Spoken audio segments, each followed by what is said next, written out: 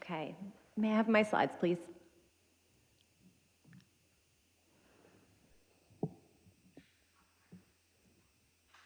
Okay.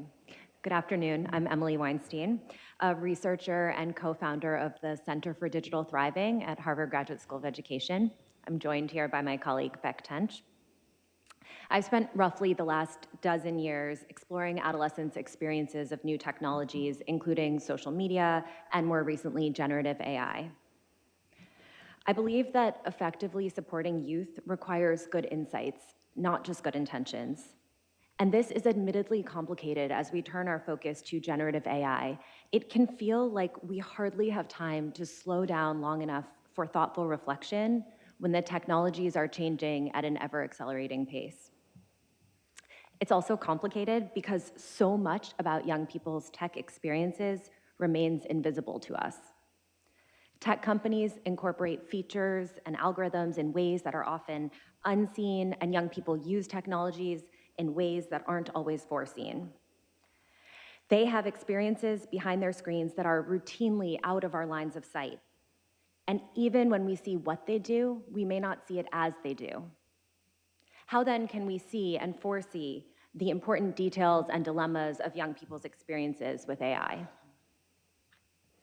In our research, we routinely ask young people, what are adults missing that you most need us to understand?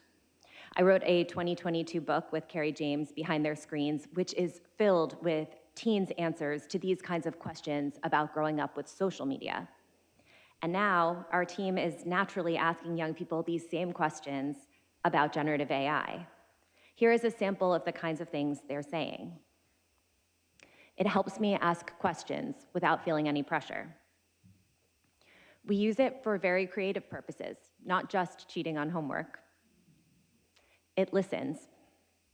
And speaking of listening, our approach is inspired by a pedagogy of listening from the Reggio Emilia approach, which orients adults to ask open-ended questions and to listen with intention and respect as children share their perspectives.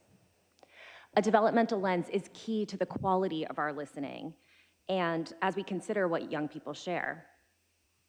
Amy Orban and several colleagues have a recent review paper in Nature that outlines mechanisms by which social media may interact with developmental changes during adolescence and increase vulnerabilities to mental health challenges. Changes during adolescence in behavior, cognition, and neurobiology are relevant in the context of AI use too. For example, we may think about a young person who is bringing their most intimate questions to AI at a key developmental moment when their self-concept is changing and taking new shape. Is it normal to? What does it mean if I? How do I know if? What should I do if?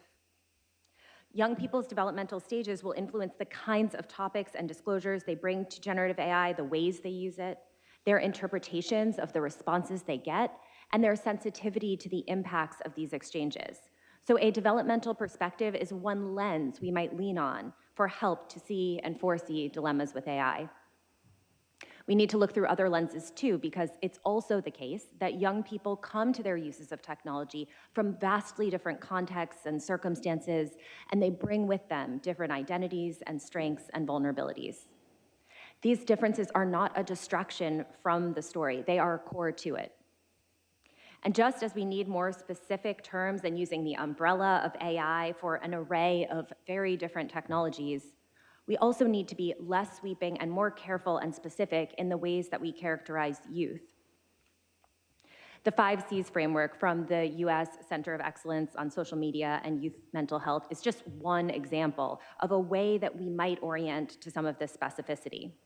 It directs us to consider the child, the content they engage with, and their reactions to it, the way that media use is relevant to a child's emotion regulation, captured here by the word calm, the concept of displacement, or what is crowded out by technology use, and the value of communication, particularly with supportive adults.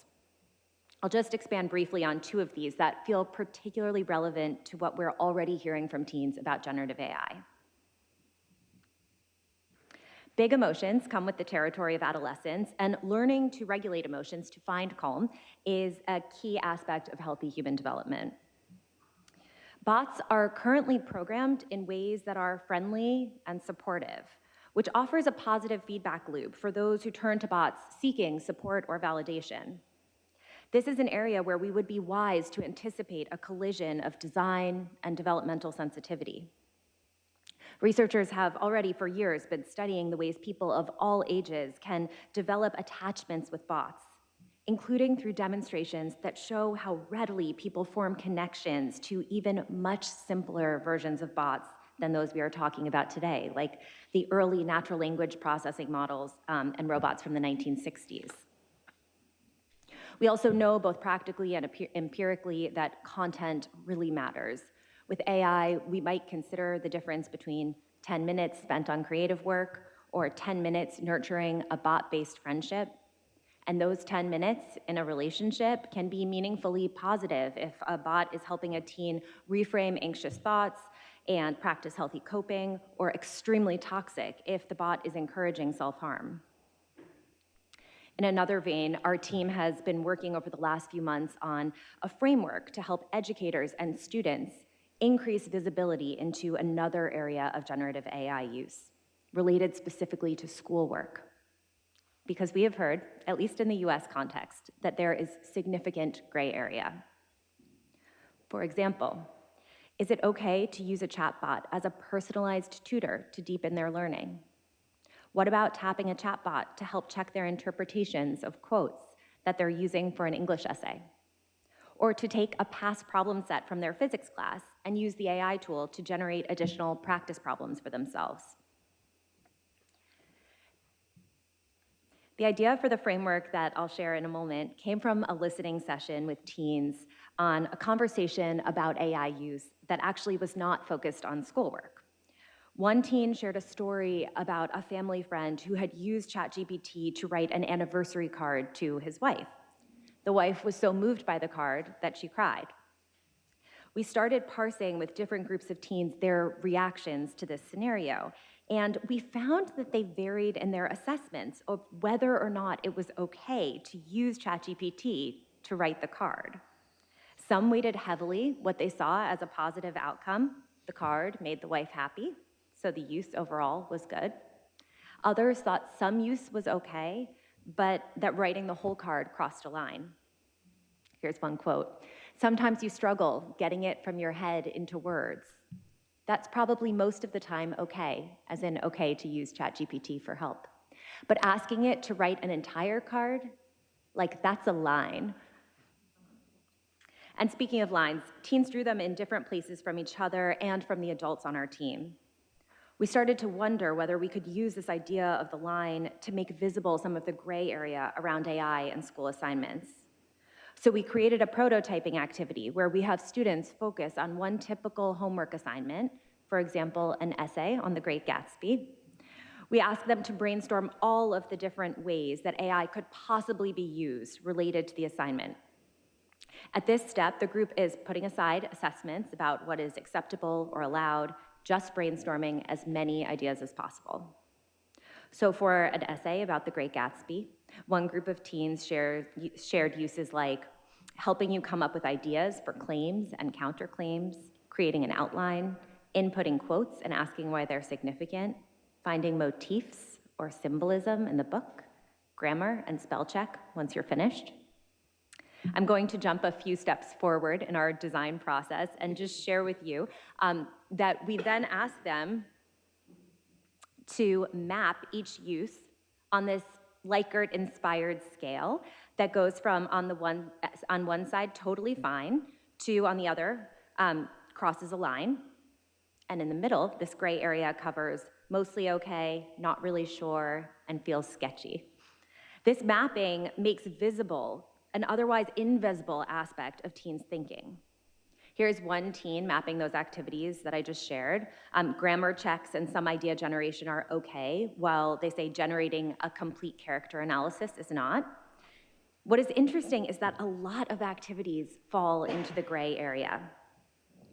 Here is that same map, side by side with the map of another teen, considering the very same activities. And here are 6 teens, again, mapping out their individual judgments about the same set of different AI uses. Even just looking at the shape of the spreads, you can see some of the variation that has fascinated us. Sometimes when a tool produces results this varied, it means that it's not working. But in this case, we're making visible that teens actually see these things very differently. These gray areas seem like fertile ground for reflection on moral judgments, opportunities to clarify different community values. They make thinking visible, allow for nuance, and they scaffold a conversation between young people and adults that can otherwise be incredibly difficult to open up. One aspiration we have for this framework is that we can evolve it to something that could be used repeatedly by educators in ways that actually build habits of mind among young people to slow down and consider different uses of AI in different contexts. Admittedly, engaging with students around this framework also has us wrestling with new questions. How does this change how we assess learning? What will happen to homework? What needs to change in our curricula to stay relevant to the world our students are inheriting? And how will we ensure that their intelligence is strengthened, not weakened, by these tools? The rapid development and deployment of generative AI in our society requires many new literacies. This includes understanding how these technologies work and what good and harm may come from them. We also need ways to talk with youth and with each other. Making thinking and experiences about AI visible is an essential building block for the current moment. But this moment requires old literacies too. Wisdom about how to live well in a world with others and in ways that enrich our humanity. This need for dual attention to both new literacies and old wisdom makes it especially poignant to be gathered here at the Vatican to grapple together with questions about children and AI. Thank you.